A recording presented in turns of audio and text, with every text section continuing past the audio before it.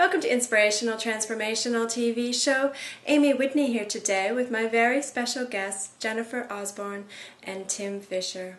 Jennifer and Tim invited me to their property, All Sorts Acres, just outside of Guelph, Ontario this past summer. I had the most delightful afternoon spending time with them, with their beautiful animals on their property and experiencing what they've created over the last 3 years. A beautiful example of permaculture. They're starting forest gardening. They've sat back and they're letting nature teach them what needs to happen on this spectacular piece of land. It's an absolute pleasure and delight to introduce you to Tim and Jennifer today. We're going to show bits of Jennifer's art. I'll show some pictures of the actual farm through the video. And what they're doing is basically leading the way for other people who may want to live off the land, grow their own food, have animals in a semi-rural environment. So the gifts that they're giving and the inspiration that they're creating is absolutely beautiful. I hope you enjoy the show today. Jennifer Osborn and Tim Fisher, thank you so much for joining Inspirational Transformational TV show. Thank you for having us. My pleasure. Now, I read a line on your website that I absolutely love, and so I'd like to start there. It says that you began your journey into food enlightenment. Now, can you take us back to that point in your life? I think you were speaking to a butcher, and I love that food enlightenment. We had Cowboy Roy. Yeah. So we get a phone call saying, "Hey, we'd like to send a sales guy out with half a pound of our ground beef. We're natural meats, Mennonite raised animals. Are you interested?" Oh, okay, that's very weird, but why not? So they sent a guy out. And, I mean, really what their business is selling you a giant freezer full of meat, which really wasn't where we were at the time. But the sales guy that they sent out was really doing this because he was passionate about it.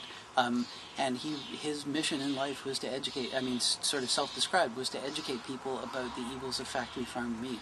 And so for 3 hours, sat at our kitchen table and held forth and showed us newspaper clippings and all kinds of information about how factory farmed animals are raised and what they're fed and how they live, and then sort of made the sales pitch for, well, and here's the 24 cubic foot chest freezer full of beef. It's like, okay, well, it wound up not being something that was appropriate to us, but he didn't care, actually. He was really just, as I say, he was just interested in getting this information out. And after he left, we kind of looked at each other and, okay, that was pretty amazing. I mean, there were some things I had an idea about, but there was so much that both of us learned in that 3 hours. That was, I think, a big turning point in our relationship with food. From there, okay, well, so we're not going to buy the giant freezer from this guy. Well, where do we go?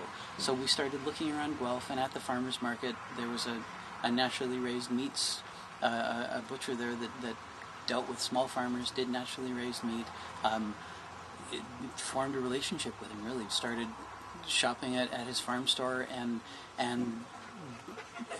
one thing just sort of led to another. Through him, met other farmers, met other people that were on the same sort of journey, and a lot of people that were really keen on sharing what they knew about the food system and encouraging us to take more control over our own relationship with our food system. And I think that was a really big transformative event in both our lives. I kind of would like to track him down and just say, hey, thanks a lot. I'm sorry we never bought the freezer, but you were awesome. You opened our eyes in a really big way. Isn't that amazing when you actually do reflect back and the people that touch your life? And that's part of the reason why I do these interviews, because you just never know who you might say one thing to someone and set them on their path. And so from there, you actually purchased a small farm. Well, it was a little more circuitous than that.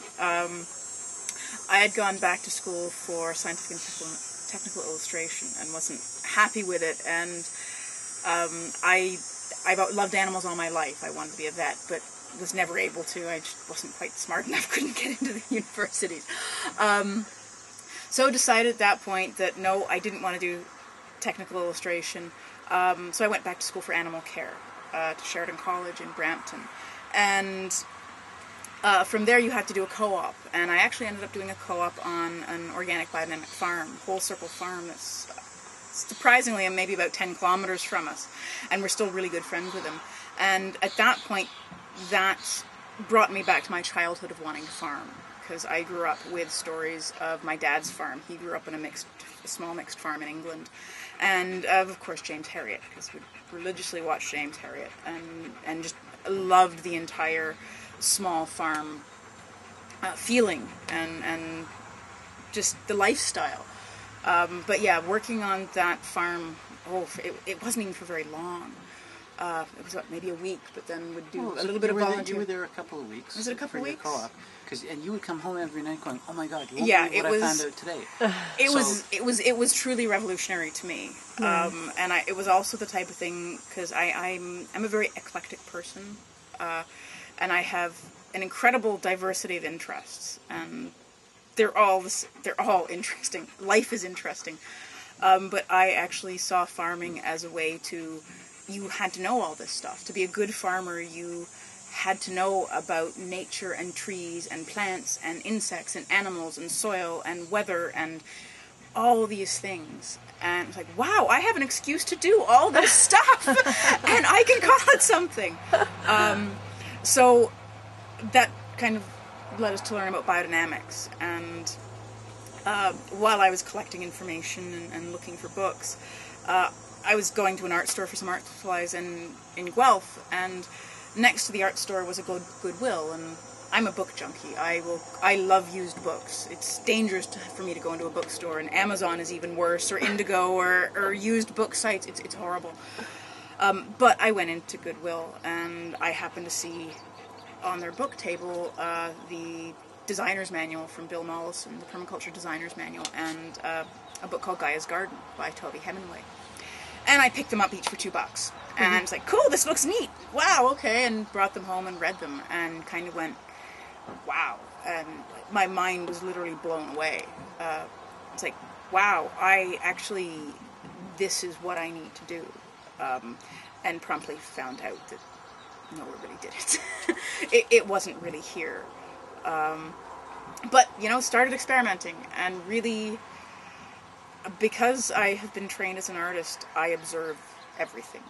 I look at everything. I'm a hyper-intense observer. So I just started observing things and then trying to mimic them. It's really trying to mimic nature. And did some reading and go, oh, okay, and could go for walks, and that works well there. So that's kind of how it started. So now, and I have had an eating disorder for many years, and I actually found that this new relationship with food was beginning to have an impact on that level as well. So suddenly, I was growing my own food. So suddenly it wasn't just something that I ate. It now became a part of me, which I also found very different. So it has really helped on a number of levels. Would it be healing, I suppose? Incredibly healing. Yeah. It really brought everything back to this concept of we are one, which we truly are. The more we learn about this, the less we feel we, because it's just so big. But yeah, beautiful. And then I guess I took the permaculture design course, and we took a bunch of EFAO courses and through the organic conference and EFAO and Farm Start and all these different organizations, and just kind of built knowledge. Yeah, well, and observed and connected in communities. And Everdale. Can't forget Everdale.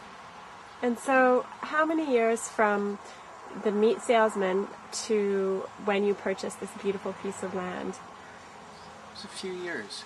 2004. Yeah, because he was like 2004, yeah. And we got here in 2007. Yeah.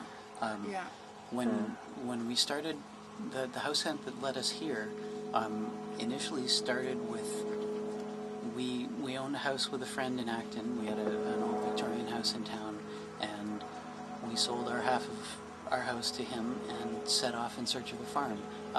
I was sort of working from home at that point and had a little bit of flexibility, and so we really coveted a farm out in the country. And in the middle of, well, everywhere we went, it wasn't the right place. There was always something that for some reason this wasn't the place. Okay, kept looking, and in the middle of all of this, my job changed. I had to be closer to the city, and then this place appeared. And it was only an acre, but it was zoned agricultural.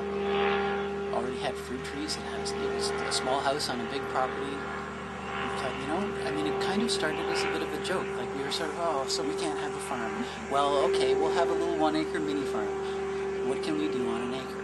And we went into it with kind of low expectations, but also thinking, this is where we are. Let's try it.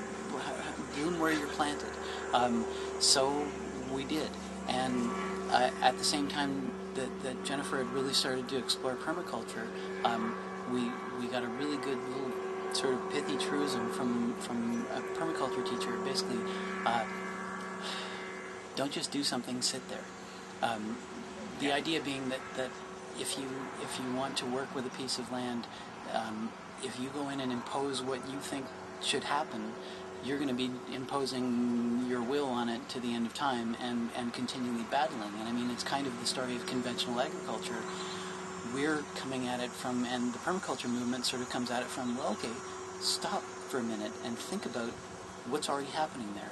Look at where things are growing. Where does the rain pool? Where does the frost disappear from first? Where does the snow melt from first?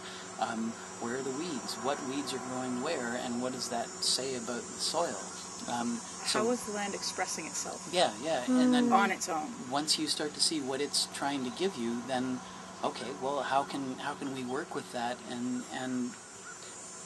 really, nature does this better than we do. She has a way clearer idea of what ought to happen than we do. If we can kind of gently suggest, well, we'd really like to have annual vegetables here, if that's okay, because it seems like you're already sort of having annual things here anyway. So you found yourself on an acre of land, and where to from there? Because you both don't have a lot of agricultural experience. So take us on that journey. Actually, my permaculture teacher, Gregoire Lamoureux from the Kootenay Permaculture Institute, he gave us a really, really good piece of advice, and we tend to pass it on. And it's don't just sit there, don't just do something, sit there. So we moved in November, and we basically just watched and did absolutely nothing. With the exception of building a pen for beauty, that was all we did. And we would watch how things worked here.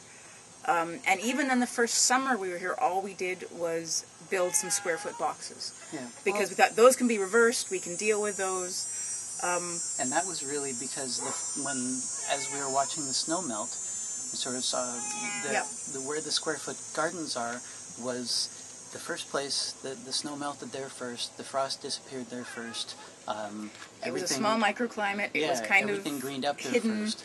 So it was the best place to put them. Yeah, so it seemed like a good first step. Yeah. So very small steps. Very small steps. Do you want to describe to the audience what permaculture is? That might seem very basic to you, but I'm sure probably some people out there haven't even heard of it. So, well, it's something that's been around for a very long time, but in many different incarnations. And I suppose on a very simple level, it's trying to integrate your life with nature. That's the way I like to think of it, because it can take so many different forms. The name is what do they call that? A mashup, permanent agriculture. So perennial gardening. I guess mimicking forest ecosystems. They describe it as food forest gardening, trying to set up a system that self-perpetuates. Yeah, well, there's another part of it that they talk about stacking, so that each element in the system has multiple functions. So nature has no redundancy. Yeah. Everything yeah. has a function, and Well, everything has three things that will perform that function, generally. So usually everything we do is we try and have more than one thing doing that one task, or the one task done by many things. It's like art. When you describe it to me, it's got like this artistic flow to it. Seriously. Well, I think that's actually why I'm so drawn to it. Yes. Because it's something that, and I have a very hard time, my art, actually, I find everything about art interesting. And I actually see art, I often don't know whether or not life imitates art or art imitates life. I see both. And there are just so many layers to it. And there's so many possibilities.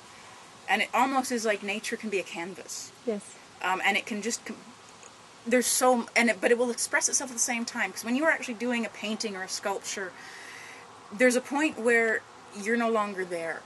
And something else is happening. And that's when I think really great art happens. And sometimes it's personal. Maybe somebody else doesn't think it's great art, but when you kind of stop being and are connected to everything else, and you're not necessarily even aware of your brush strokes or what you're thinking, you're just so engrossed in the moment at hand, that's when things start to happen. And I think when you're on a piece of land, it takes longer to do than a painting, but I think you do get connected to a piece of land very strongly. And it does almost become like a painting. And it's like, wow, okay, well, this part does here, so what else would fit? So it's almost like picking a color. It's almost like trying to do a color palette, or what medium would work here, or what does this want to say? And that is maybe more applicable to sculpture, where you say, what does this piece of wood or this piece of stone want to be? There's a saying by Michelangelo that he basically just, he frees the figure inside of the stone. So I think maybe that's a lot of what permaculture says to me. Other people have different opinions, but... Tim and I were speaking off camera, and we were chatting about you have forest gardens here. Yeah. How does permaculture and forest gardens, how do they tie in together? Is it the same thing? Yes and no. Well, they're sort of an aspect of permaculture. Yeah, a very big aspect of it.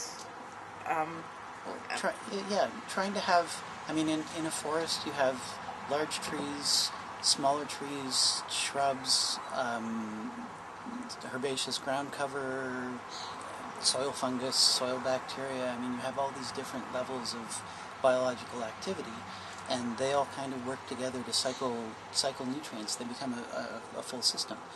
So if a forest garden tries to mimic that system, I mean, gardening is standard gardening, conventional gardening is kind of an energy-intensive, input-intensive exercise. People-intensive. People-intensive. It's hard work. I mean, Very hard everyone work. I know that market gardens spends a lot of time planting and weeding and hoeing and fertilizing or spreading compost. I mean, and it requires that work year after year. And planning. Every year is a different plan, a different crop rotation. Oh, it's true. And I've tried it, and I'm not a market gardener. I know that. I'm so not a market... I admire market gardeners for being able to do what they do year after year. But you make a better forest gardener. So, well, nobody goes in and fertilizes the forest. We don't see people spreading compost. We don't see people going to weed. And funnily enough, the plants and animals in the forest just keep going, regardless of whether or not somebody's there or not.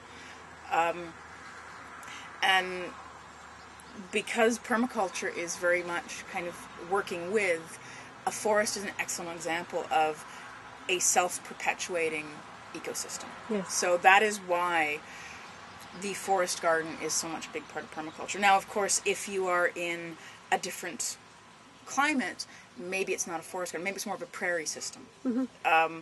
But even in a prairie system, it will be different. Mm-hmm. So you look at everything from the different types of trees, whether they be upper canopy, lower canopy, to the shrubs, and then how the shrubs disperse, and forest succession. So it's, and of course, when you look at our lawns, generally it's always kept, well, a lawn is a monoculture, and nature does not like monocultures. There's always got to be something else to come in. So once again, that succession, and forest succession will often start with a bog or a grassland or disturbed land, which is often what we end up being on. And it will take its course. So it's really a matter of, the forest garden kind of evolves. Even around here where we stopped mowing, we're seeing things change. It's gone from grass, and oh look, there's dandelions, and oh look, there's the clovers come up, and now ironically the amount of black oak seedlings we have, I'm pulling them up from everywhere. We could start a black oak nursery at this point. Like, we have hundreds of them everywhere around here, but they're the right conditions, as opposed to a lawn. So yeah, it's trying to, I guess, forest gardening is a very big part of it, because it's a natural feedback system. Yeah, well, and we can sort of tweak it by choosing species that have that can contribute multiple functions in the system. We can make an edible version of a forest that will provide a yield year after year, with minimal inputs by us. I mean, it's a little bit of effort to get it up and running, and the first couple of years we're adding compost, we're working with it a bit, but eventually it sort of starts to stabilize and maintain itself, mostly maintain itself. That's kind of where we're trying to get to. We have a few sort of small forest gardens started here that we're hoping to eventually join together. Amazing. It's really beautiful. And now you mentioned market gardeners using so much energy to produce their produce. How much produce are you guys producing, and how much time are you spending each day? Because this isn't your full-time job, is it? No, it's slowly becoming my full-time job, though. Yes. Which is great. I'm happy about that. So we've never actually weighed how much we produce. Right. We know during the summer we can produce enough for us to eat. And we have a small market garden stand. The excess gets sold. Friends and neighbors and coworkers buy produce from us. So we're supplying ourselves plus a little bit for some of the folks around us. It's beautiful. Yeah. So it's not a matter of trying to feed 50 people or 100 people, but maybe we can feed another 5 people. Nice. And that's okay, because just that we can feed ourselves, really. Yeah, that's the main goal. And having some very high value added products. So, and we've looked at this financially, because we realize that's also a sustainable part of anything, is you want to obtain a yield of all kinds of things. Yes. So we actually, because we have livestock as well, I use the wool. So I make felted objects, and I make purses and hats and things with the wool. And we do courses here as well, and workshops. But also we have so many fruits that I end up making a lot of jam. That's beautiful. And I'm also a chartered herbalist, so I have a lot of herbs, and we'll make vinegars and things like that. So kind of, as opposed to a market garden will have something for offer every week. Yes. So we instead look at intensive periods a few times a year. Yes. This year we were on something called the Rural Romp, which is a tour that now happens twice a year. There's a spring one and an autumn one. And so we had stuff ready for that. And then we'll have one in the autumn, and probably something closer to Christmas. So we kind of, and I'm not very good at weekly chores. That's why I've never been very good at holding down a steady 9-to-5 job. I have trouble with that. But it works great for what I need it to. Yes. In this context, that's a really beneficial thing. But I'm very good at working up to here's my goal, I need to get ready for it. I can have 20 jars of jam ready. Beautiful. And I will go on an intensive jam making spree. So what's your farm called, the name of it? All Sorts Acre. Okay, and where did you get the name from? It was kind of an amalgamation. Emily Carr, who's probably a favorite artist of both of us, while she was while she was working away, not yet a famous artist, had a boarding house called the House of All Sorts, and she did a zillion different things to try and keep her life together while she was building her career as an artist. And it really sort of struck us as a perfect name, because it really is.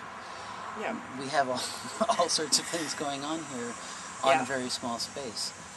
And there's not one thing that supports us like growing vegetables. As I said, sometimes it's courses, sometimes it's wool, sometimes it's actually just people, buying eggs. Eggs is a big one. Occasionally it's somebody wanting to learn something. So it's so many different things. But that is another thing of permaculture, is don't put all your eggs in one basket. So for me, for my personality, it works brilliantly, because I can go from, okay, I'm going to make wool today, to, oh, it's jam making day tomorrow, to, okay, I've got to write something in a blog, or, oh, I've got to work on a lesson plan, and I'm suited to that. That's nice. But even in my art, when I would do art, I would go, oh, I would love watercolors, and I'd absorb watercolors like mad. Then I just I'm bored of that now. Okay, I will. So very ADD. I think that's part of it. I'm just very ADD, so I'm very good at kind of, what is it, you call it time slicing? Yes. So, or like packet, you have a word for it. It's like a computer. No, maybe it is time slicing, yeah. I kind of time slice, but in just larger chunks of time. So I like small gardens. I can deal with a market garden of that size. But with the forest, I find I can keep on coming back to the forest gardens because I just do a lot of observing. Beautiful. So I saw something on your website I wanted to ask about, and now it's sort of foggy in my mind because I researched this a while ago. So help me with this. It was I think it was a course that you offered, and it was like a 10 by 10 plot for $100. Do you know what I'm talking about? Yeah, that's our $100 food forest. And this was something that was inspired by a British landscape designer. Yeah, I guess he is. His name's Alan Titchmarsh, and we get a lot of, because Europe is so small, and agricultural practice is very much more intensive in Europe. So we look to Europe and other places where you don't have a lot of land, so and urban spaces as well, because you suddenly have to think, okay, I don't have 20 acres to do something, I have to figure something out. So so we came across him, and but it was inspired by him because he did a little spot about kind of permaculture, and that's something that I've always had a big challenge with, is how do you explain a concept like permaculture and the principles of permaculture and the ethics of permaculture, and it just becomes so big. And it's very difficult for me to kind of sum it up in a one-liner. Yes. Or in a 1-hour course or a 2-hour course. So I kind of came up with this, what if we just took a small space and at least explained what a forest garden was? So it is literally a 10 by 10 space that has got easily accessible plants, so you can buy them at Home Depot or Canadian Tire or Rona or even your local corner store in the city, because I know in Toronto a lot of the corner stores have got really nice nurseries in them. It's like small garden centers. So how do you do that? How do you translate permaculture to a small backyard? So this was why I did this, because it's very well and good to go to all these different places to get your plants, but not everybody's willing to do that. So it was kind of bringing permaculture down to the square foot gardening level of how do you start, and how do you start applying permaculture in your life now. And this is what the $100 food forest. So the plants are about $100, and the whole point is it's a very small space that's manageable. You don't have to spend a lot of time on it, and you will get apples, raspberries, strawberries, herbs, lettuce, some edible flowers, and you will also be covering some pollination. You will be covering your different forest levels. So it's a teaching tool. That's so beautiful. But it's also something that you can expand on. Yes. And that was the whole point, is if you start here, you're not going to break the bank if you kind of go, this isn't for me. If nothing else, okay, rip it all up, put a lawn in. No problem. It's a 10 by 10 space. Yes. Because this is a pretty big commitment. Yes. We came in here knowing what we were committing ourselves to. But not everybody wants to do that. But we started off in probably not a space much bigger than 10 by 10, or a couple of 10 by 10s, because our front yard in Acton wasn't much bigger than that. Yeah, it's true. So they were pretty small spaces. So that was kind of why I came up with this $100 food forest. It's accessible. That was the big thing. Jennifer's done a couple of designs for people since that have really liked this idea and have a 10 by 10 spot in their back garden that they'd like to give over to something other than just grass. So I love the concept. But did you see a shift in people wanting to grow their own food? Yes. Incredibly so. Yeah. I mean, when we started doing this, a lot of our friends and neighbors thought we were a little daffy. Like, this is really cute, they thought we were you can go to the grocery store and get all this stuff. Why would you go to all this trouble? Particularly having the sheep, I think, really made it for them. Yeah. Nobody knew why we had the sheep. They just thought that was the craziest thing. Why would you have sheep? Yeah, well...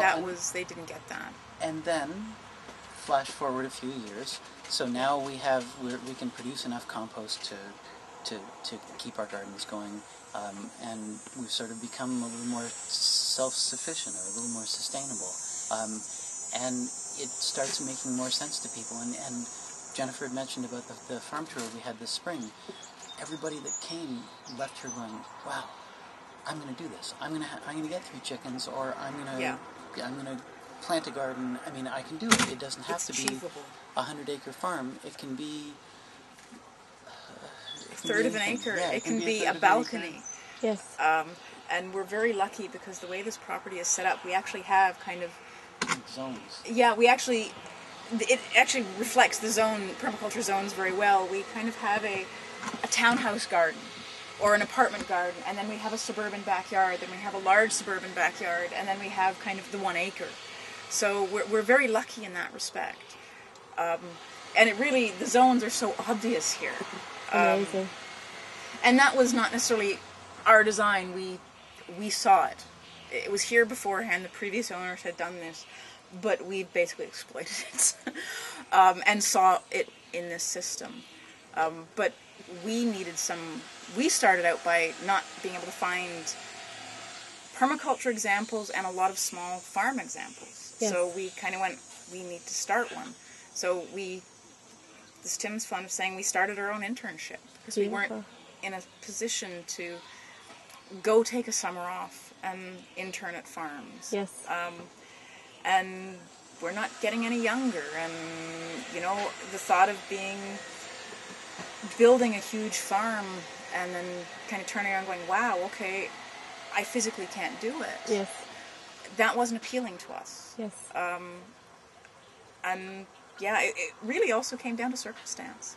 Is farmland's really expensive around here. So it's like, well, and we ran a lot of numbers, and we didn't go into this blindly. We looked at our finance, and we kind of did informal projections, and well, where's our markets, and yes. how are we going to get there, and oh, what happens if fuel goes up to $1.50 a liter? Oh, it'll never go up to $1.50 a liter.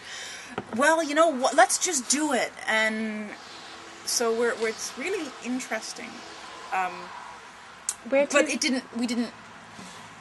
Yeah, it really comes down to that. This is what we ended up with, and we thought if we can make this place good, maybe we'll get more land somehow. So, which is kind of a very, okay. Life's like that. Life's like that, yeah. We didn't plan on it. So, guys, where to from here?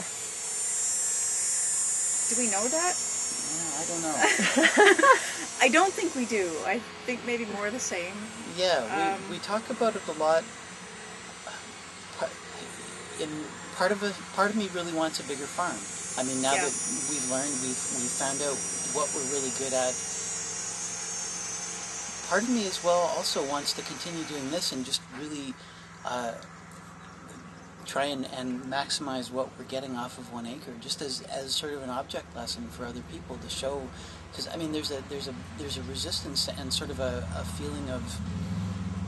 I mean, I certainly had it when we started exploring this.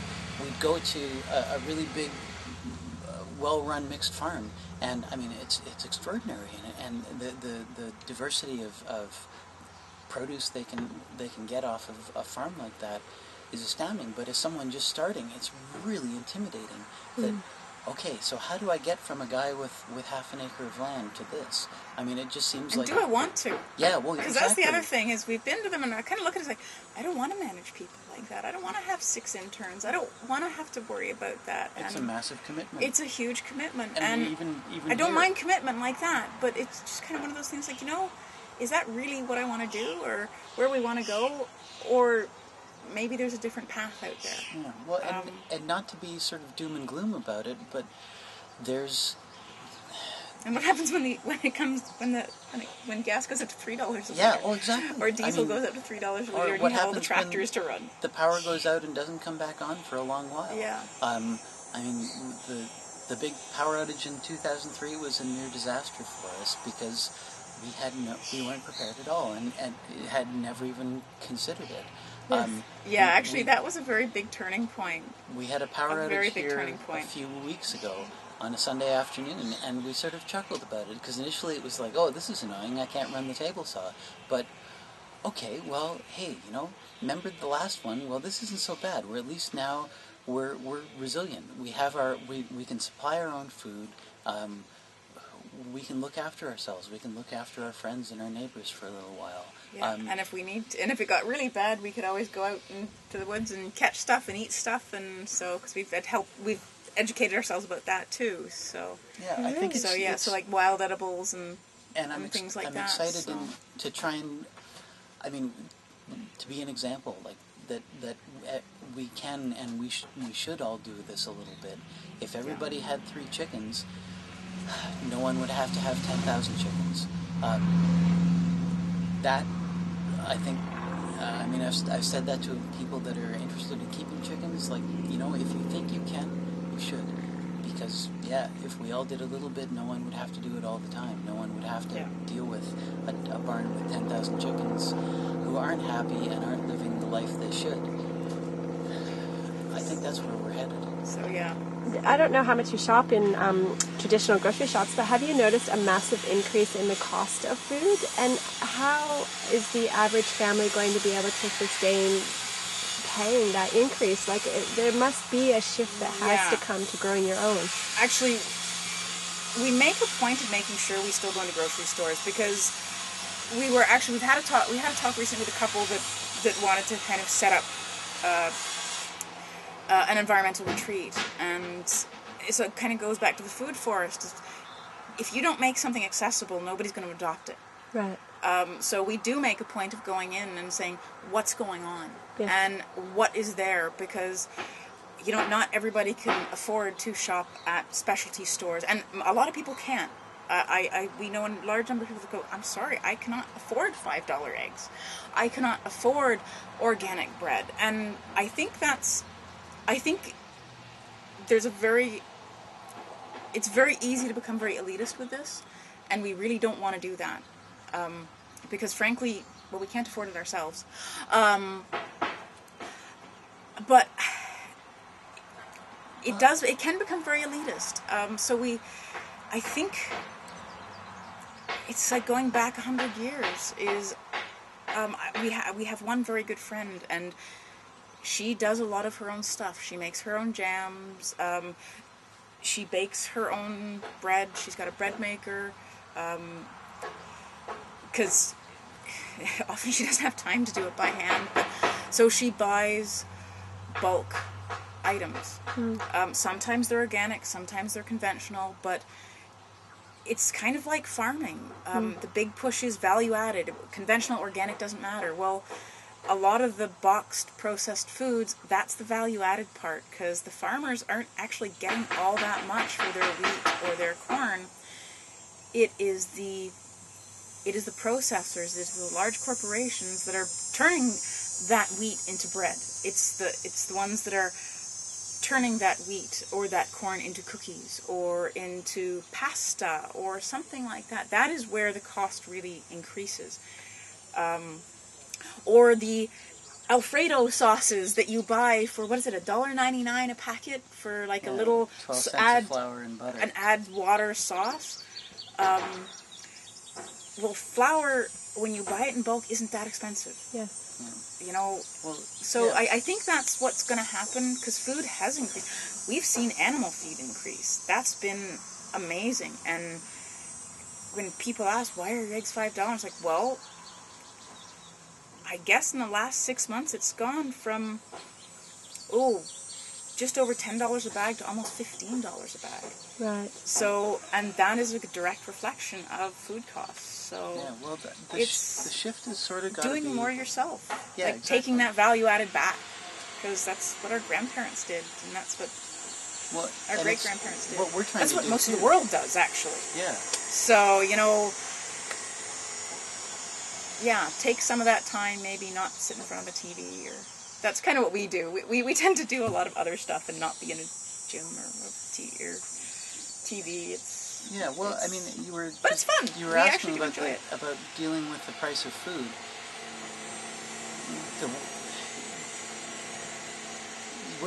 This isn't much more expensive than what we'd be paying in the grocery store.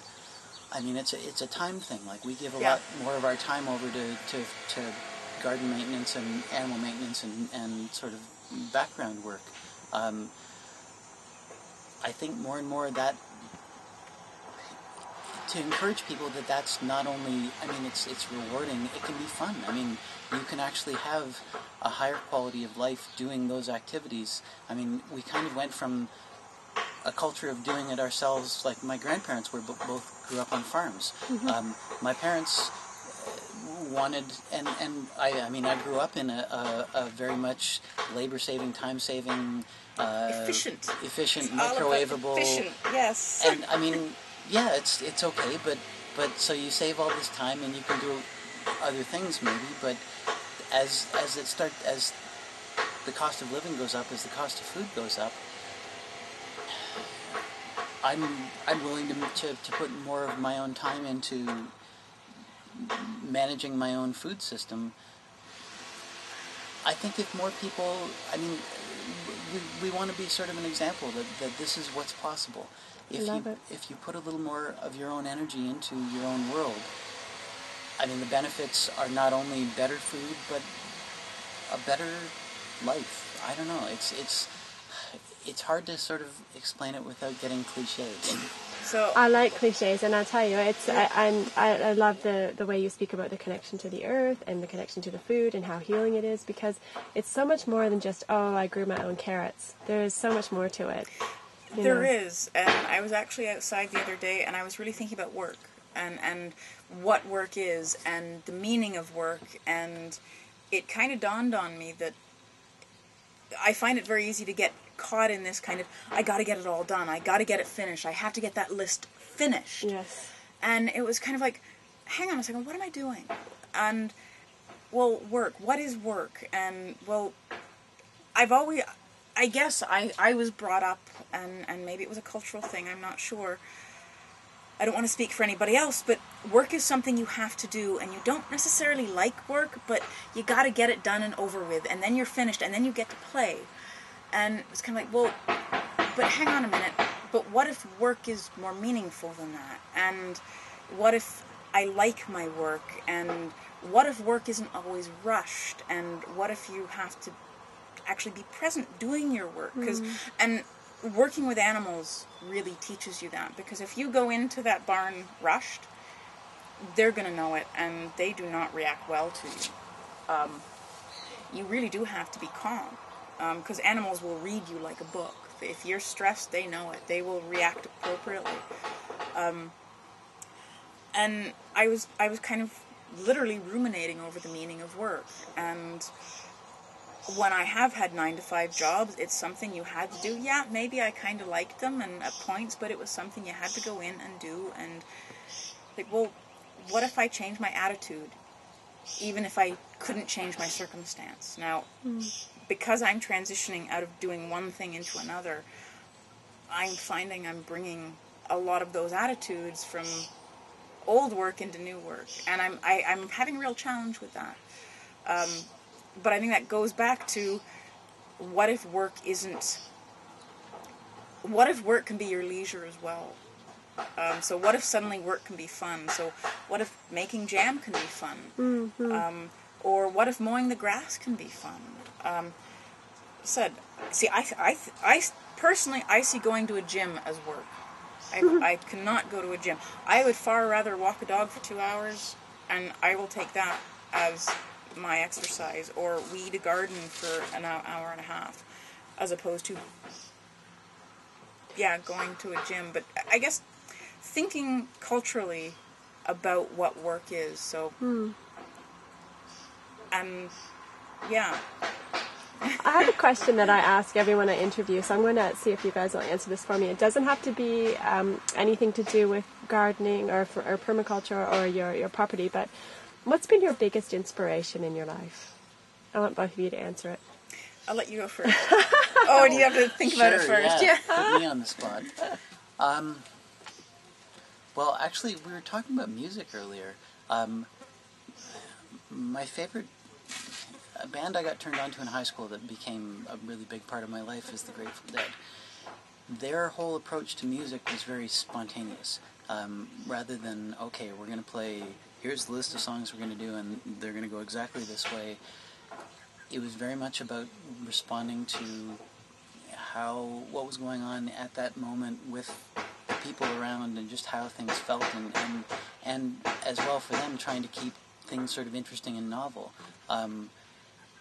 Learning that okay, you can, if you have to do the same, you have to do your dailies, right? I mean, every day we have chores to do, we have things that have to get done, and you can either approach them as, okay, this is soul-destroying drudgery. I have a day job. I go every day to work and do something totally unrelated to this. And Thank you. I try and from that I try and take the idea that, well, if I'm present to what I'm doing, and if I'm thinking about the people that I'm interacting with and trying to just be, I don't know how to describe it, trying to be sort of aware of what's happening in that moment, trying to be honest and genuine about what I'm doing, then I'm alive. Then it's good. Then it's not sort of soul-destroying drudgery. I come here, I come home on the weekends and do chores, and it's novel, because I mean, it's a different thing from what I'm doing during the week. But anytime that I guess sort of playing off what you were saying about work, like to try and get the sense that your circumstances are what they are. If I can adjust my attitude towards things and sort of see a deeper meaning in the work that I'm doing, I deal with a lot. I deal with the compost. I deal with the bedding out of the barns, and that's difficult work. I mean, it's moving a whole bunch of wet, stinky stuff out of a barn every spring, and then dealing with the compost through the year and turning it. I mean, it's hard manual labor, and I've really started to realize that, okay, there's a bigger meaning to this work. By doing this, I'm creating, in a real way, I'm creating topsoil, I'm creating fertility, I'm perpetuating the life of our little farm. I mean, it makes that work, it doesn't make it any less hard, but it makes it a lot more meaningful. I think that's all I can ask for, like having some sort of meaning and purpose in what we're doing, and being able to be in that moment, just to appreciate what's going on. And it's beautiful. It's a very long-winded answer to No, it's beautiful. Thank you. A difficult question. Okay, your turn. Oh, what was the question again? What's been your biggest inspiration? My biggest inspiration? That would probably change daily. It's going to sound really silly, but I think probably nature itself. Mm-hmm. Ever since I was a kid, I have been watching and looking and seeing nature in all its forms, whether they be animals or plants or the weather or there's just, I feel very much at home outside. My mother actually reminded me recently of something I said when I was younger, when I would go into her office. is that I could never have a desk job. And lo and behold, I ended up at a desk job behind a computer. And it's kind of very freeing now that I work more outside. But I think nature itself has been my biggest influence, because and besides that, maybe the second biggest influence would be the James Herriot stories. Yes. And although I know they're not true and they're amalgamations of the truth, but that kind of whole concept of the James Herriot stories. And You may have to speak up a bit. It's all happening. Yeah, I know. I saw them going out on Friday. Yeah. Or yesterday. I actually saw just a whole bunch of them. Yeah, well, between them and the Yes. renovations next door. It's amazing when you do shoots outside. It's like everything comes right. Yeah, no, very much. But yeah, I think those are probably my two biggest influences. But I don't know. I don't even know if I have one biggest influence, because I'm an information seeker, and I can hold and store large amounts of information that I find fascinating. If I don't like it, I will forget it in a second, and my mind's like a sieve. And so Emily Carr is a huge influence, just knowing what she went through. And the more I learn, the more influences I have. And I don't think I can put it down to one person or one thing. And some of them are good influences and some of them are bad influences. I often find I learn very well by having negatives presented to me. It's like, oh, I don't want to be like that, or I don't want to do that, as opposed to positives, which may sound kind of odd, but I can observe I can like talk to somebody or look at somebody or read about somebody and go, wow, that's a life lesson to not do. As opposed to, that's what I want to be like, because I've never really wanted to be exactly like anybody else. It's a good place to be. That's true. Yeah, I see aspects that, oh wow, that's really cool of that person, and that person does this.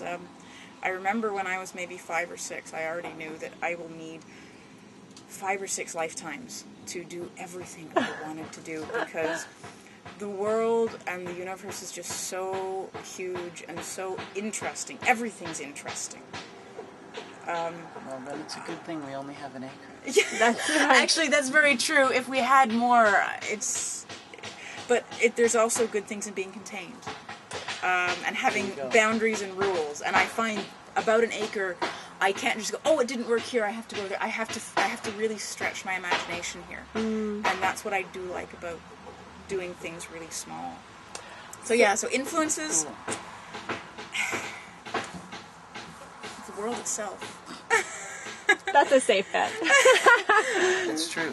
And so I've got 5 minutes left. See if you guys can do this for me. Your words of wisdom for anybody looking to walk down a path. You were saying you're looking to pioneer this pathway. What can you summarize for me?